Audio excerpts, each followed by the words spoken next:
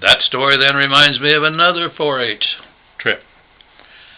It was a time when the 4-H club had gotten quite a bit bigger than normal, and they had some pretty ornery boys that didn't last very long in the 4-H club. Dad and Mom and Mr. and Miss Turner, you either really there to do something or you didn't belong in the club. But at that time, we made a trip over to Wellington. That other trip when I drove for Nadine was to Newton, Kansas, north of Wichita. Wellington's west of Wichita. Not west, south.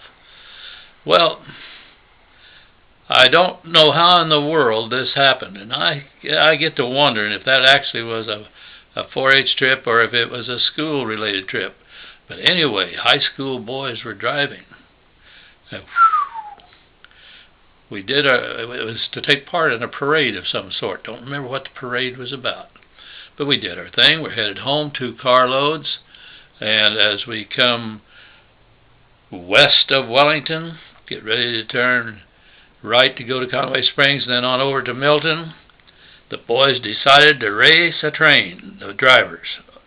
And man, I'm telling you, I was sitting in the back seat watching that train and watching our progress and thinking, my God, we're going to hit that train or the train's going to hit us. Didn't say anything, because these smart aleck older boys, if you'd said anything, they'd just have fun making fun of you.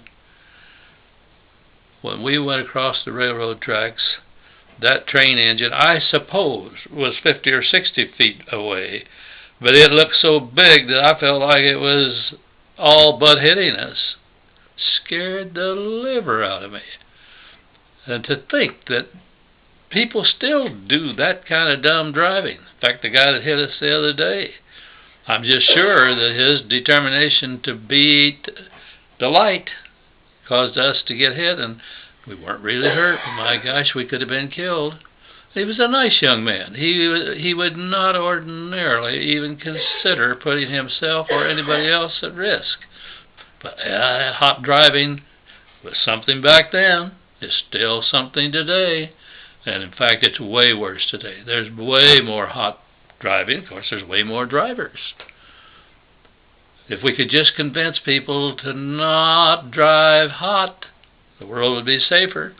And yet I have to admit I got hit in that recent accident because I didn't drive hot. I'm working on it. I'm getting faster going through those turns.